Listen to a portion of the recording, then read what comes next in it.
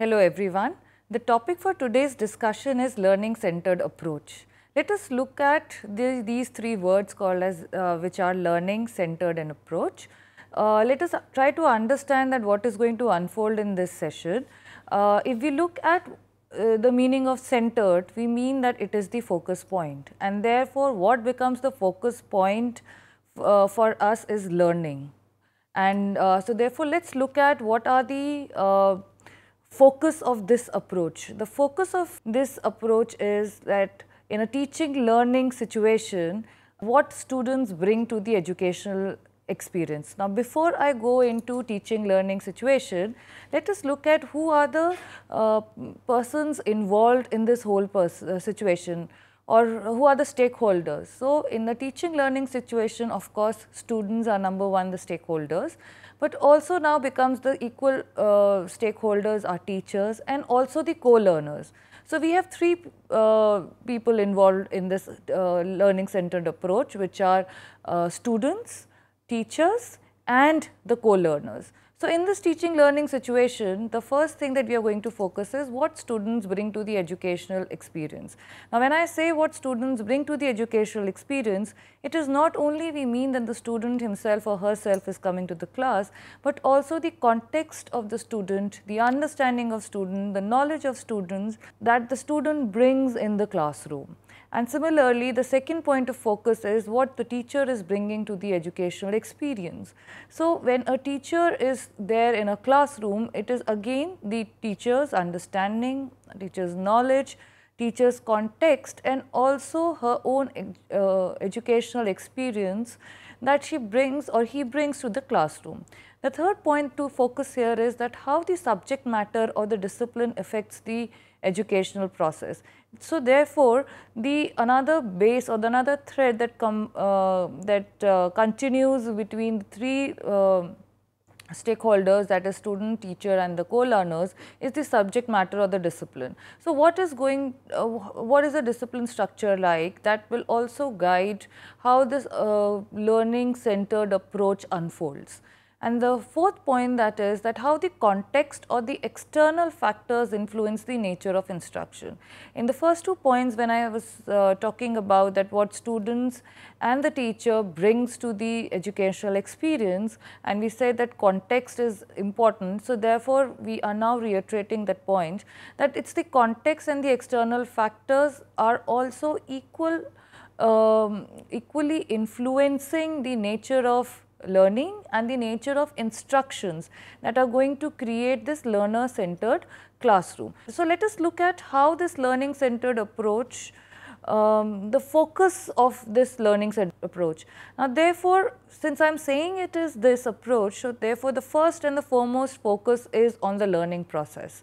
And when I say the learning process, it is not only the learning processes that is of the students, but also of all the people involved in this classroom. So, therefore, when I say the focus is on learning process, immediately the concern becomes the learning of students. But that does not mean that we leave out teachers, and therefore, in this kind of approach, teachers are the one who become co-learners. And this kind of approach places students at the center of the education. So, therefore, we are concerned with the learning processes and the learnings of the student, and immediately when they become the center point of the education, the whole instructions, how the classroom is structured changes. Let us look at an example here. Like for example, we need a student needs to understand a process of how a factory or working in the factory operates. Now, there are multiple ways of understanding this. We can read it in our books, but suppose if a educational trip is planned for students to be taken out to the factory, then the whole process, the student is able to witness the process right from the starting point to what are the machines that are involved, the functioning of the machines, then what are the processes that are involved, and therefore, it becomes an experiential learning, it becomes an hands-on learning that the student is experienced, and not only student but also the teacher, that is experiencing the same. So, the kind of discussions that, or the kind of feedback, or the kind of experiences that are then brought into the classroom become very different. So, in that process there will be more this kind of approach then becomes a learning centered approach, because the focus then comes back to learning and how that learning is transacted in a classroom. And therefore, the understanding of the educational context of students become very important, because until and unless we know what this child is bringing to the classroom, we will not be able to plan our instructions, or we are not able to give that kind of enriching classroom experience to the child. Here then brings me to another very important focus of this approach is the role of teacher. And here the teacher is more of a facilitator. When I say facilitator, implies that a teacher is a person who is creating learning situations, and therefore her or his role becomes more of a mediator, of a guide, who is going to give various inputs to students at various points, so that the focus on learning remains the prime focus. The last focus of this approach is that it seems to be a very individualistic approach, yet it is very flexible, it is towards moving towards competency based, and it also, the focus is varied methodology. So, no one methodology is followed, and it should be therefore a combination of various methodologies that are there. Now, the another focus is that it helps students acquire competency in skill areas, and then it creates lifelong learners. Example that I shared, it is much beyond what a child reads in a textbook. It goes much beyond, because there the child is witnessing the whole process of working of a machine. It is witnessing the process of how the different components in a factory work. And it is not only the working of machine that the child focuses on. The student also focuses on the how that whole factory is organized. What are the systems that are working into the establishment of a factory. So, therefore, it becomes much more enriched, and then the learning is a lifelong learning for the learners. So, another focus of this learning centered approach is that students acquire basic skills to learn, and thus leads to basis for learning throughout life. Another focus is that it advocates student focused teaching and learning environment. So, when I say that it is a learning centered approach, when I'm saying that the focus of this approach is on the learning, so therefore immediately then it becomes very focused on the student and the learning, and therefore it becomes very important to understand what are the needs and characteristics of children at every stage of learning, because that will also help the teacher to facilitate this learning oriented process. Another focus that is there, that the learning centered approach facilitates the explanation of meaning and content knowledge through personal and interpersonal inquiry. And I say that this is a very important aspect of this approach, because it is through one's own personal experience. And when we also talked about co-learners. So, therefore, it is also the interpersonal inquiry that establishes the focus on learning. And so, there will be more of sharing that should be there, more of asking questions among each other. The focus will also be exploring the answers to these questions together. So, there should be, I mean, it immediately brings the focus to collaborative learning. So, these are the various focus points of these approach. Let us look at some examples of this learning centered approach. The example examples of this learning approaches, like I was mentioning in the last point, that collaborative group learning both inside and outside the classroom is one of the very important aspect then becomes for this approach. And the moment I say collaborative group learning, and it immediately implies that the learning is not happening as an individual process or as individual understanding, though that component is there, but it also gives, this approach gives spaces to collaborate, to do group work, to again ask questions, and therefore when I am saying collaboration, it does not limit to the four walls of classroom, it goes beyond the classroom, and that is one of the example. Another is that it involves individual student inquiry and discovery.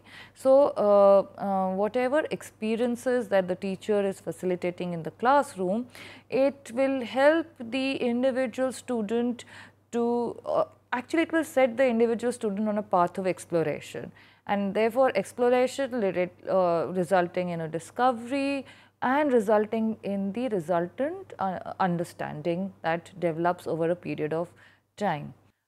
It also involves inquiry and discovery by students and teachers together. See, the moment I say it's a learning centered approach, and I have already established that the student or the learners are the center of this approach. So, it immediately brings in that the partnership or the collaboration can also be between a student and teacher, because we have already said that the focus is also the teachers being co-learners. So, therefore, examples can be the inquiry and discovery by student and teacher together. Another example through which this learning centered approach can be processed in a classroom is through problem-based inquiry.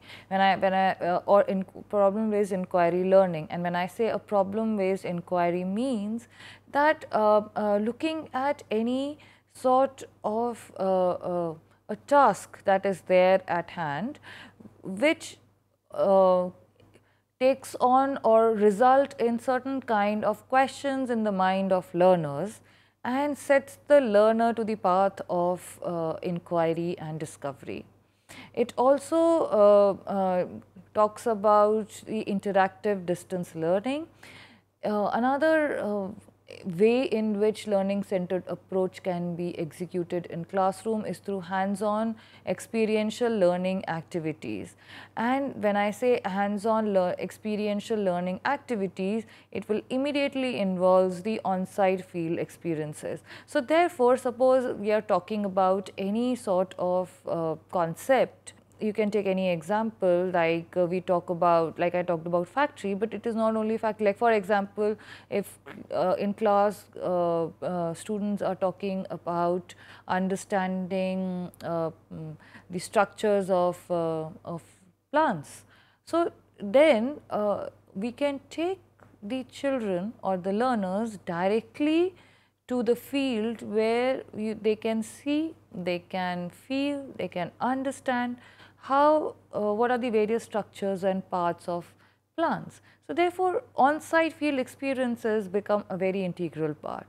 And the importance also lies is that it is a self-paced performance on contextual tasks. So these are very important words that we are kind of discussing today, is that it is a self-paced. So therefore, the pace of the understanding or the pace of finishing a task is not set by a teacher, but it is set by the individual himself or herself.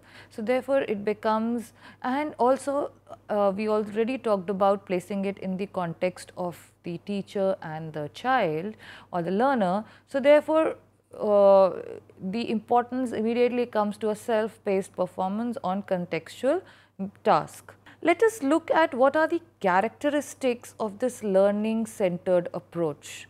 The first and the foremost characteristic that I am going to talk today is that it is a student's construct knowledge through gathering and synthesizing information. Now, when I say that the center or the focus is learning, and we have already established that when we talk about learning, then student becomes the prime focus. Then it is the student construction of his or her own knowledge that becomes a prime importance. And the first characteristics will be how the students gather and synthesize information, and therefore the focus here becomes not only collecting but also kind of integrating it, accommodating that understanding, adapting the existing knowledge structures to the new information, and coming to a state of equilibration where you are coming up with a synthesized information. And therefore, it also involves the integration with the skills of inquiry, communication, critical thinking and problem solving. So, whenever we talk about synthesis or we talk about synthesizing information, there has to be elements of inquiry as to find out what are the questions that it brings in the mind of a learner. Then it also talks about communicating those questions or those understanding to each other, because we have already established the interpersonal processes that should be there. Then it also involves critical thinking and also problem solving, where you focus or locate the a task in hand and you generate ideas, you generate alternative understandings or alternative frameworks, that you do analysis, and then you come out to the possible resultant understanding or solution of that problem. The another characteristic is that it emphasizes on using communication knowledge effectively.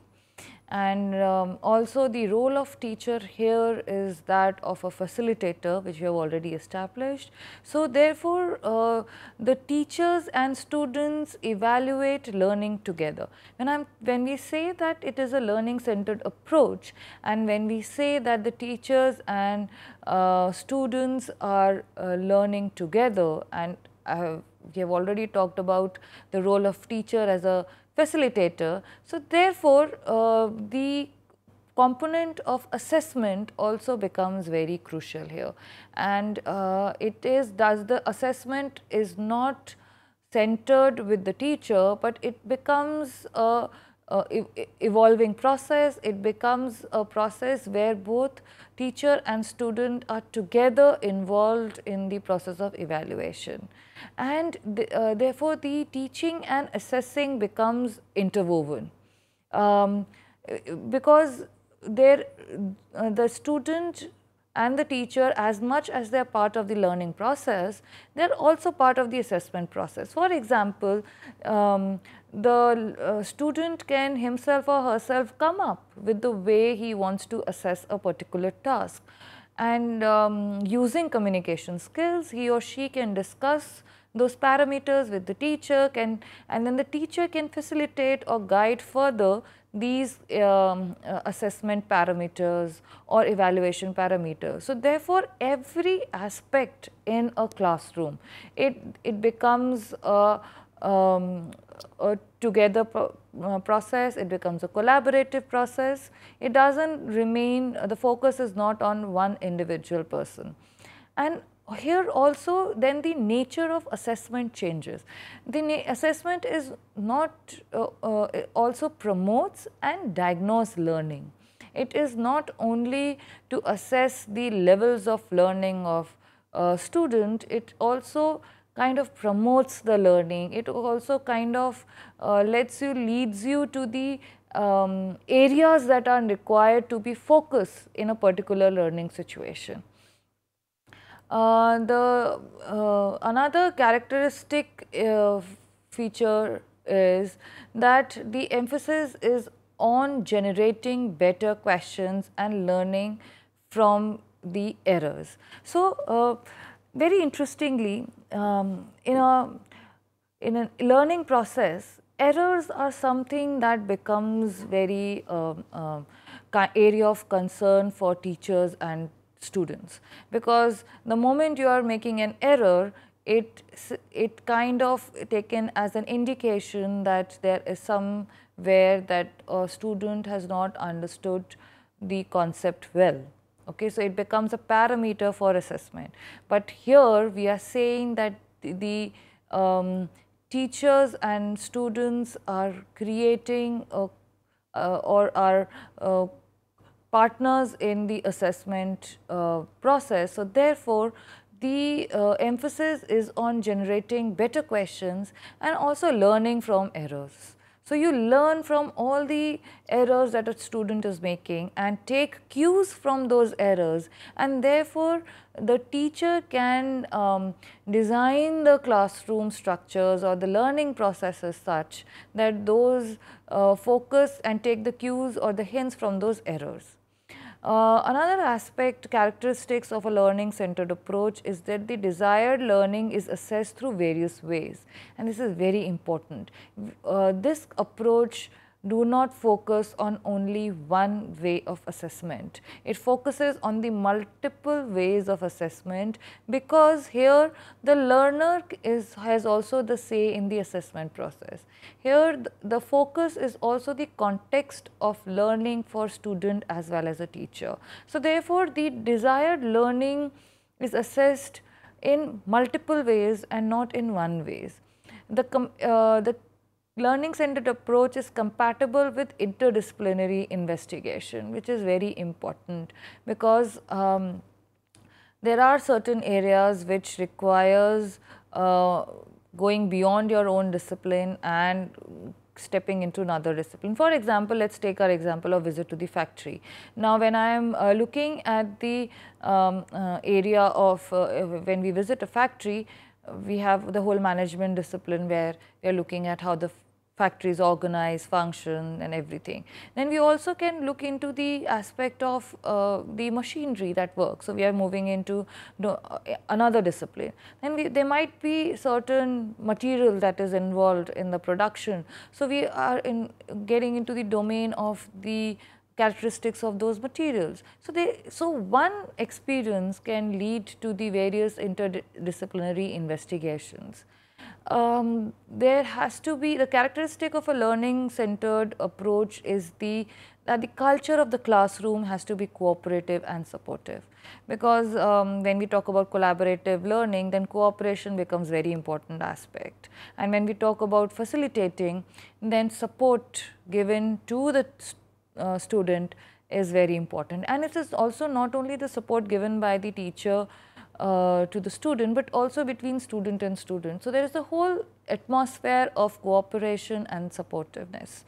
Then in another characteristic is that here the teacher and the student learn together, which we have already established and elaborated multiple times. Now let us look at the 5 practices for learning centered approach. Here we have to look at that the 5 practices are the functions of content, the role of teacher, responsibility for learning, the balance of power, and processes and purposes of evaluation. In the next section, we are going to take up each practice and discuss in detail. So the first practice that we are going to discuss is the functions of content. In this practice, it is using inquiry or ways of thinking in discipline. It is focusing that the focus, when we talk about content, then it is very important for students to learn to solve real problems, because it also will give them connect to the context that they are bringing into the classroom. It also understands the function of the content and why it is learned. Many times students wonder that why are we learning this particular area, or why am I studying or reading about this aspect. So therefore, here it will become the focus is then to understand the function of the content and to understand the importance of that content. It builds the content or there is a discipline specific learning methodologies. So we talk about interdisciplinary approaches, but we also focus that the content is built on the discipline specific learning methodologies, and thus there is a build, there is a build of that content. Then there is the focus is also on the appreciation for the value of content, and it also helps students develop a way to learn through the context and make meaning out of the context as well. It brings me down to the second practice, which is the role of teacher. And we have already established here that the role of teacher is that of a facilitator, and therefore the moment I say that the teacher as a facilitator, so it brings to the first aspect, that is that the teacher is fostering students' learning. And also the teacher is accommodating different learning styles and also motivates students to accept responsibility for the learning. So therefore, there are three things that we are talking about. Here the teacher is fostering the learning processes in the student, and the moment the teacher is doing that, it is also going to motivate students to accept responsibility of learning, because here the teacher doesn't have the role of constructing the kind of environment in the classroom where the if I can say, the power is with the teacher. So therefore the teacher all the more needs to motivate students to take up that responsibility, that yes, it's a process where I am at the focus. And for that as well, the teacher has to use multiple learning styles. It cannot be one learning style, because it will create an atmosphere of, it will take away the monotony in the classroom, as well as it will then encourage and motivate the students toward the path of exploration and discovery.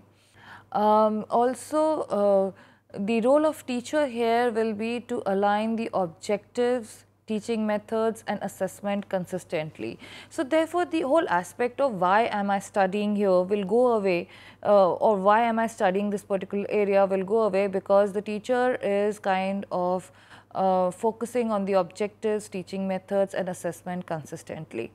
The teacher is also going to use multiple teaching techniques appropriate for student learning goals. So the goals that are set for the learning process for a particular student or a classroom, then the teacher has to focus on the various different techniques that can be used for a particular area, that will also be related to their learning goals and that are very contextual in nature.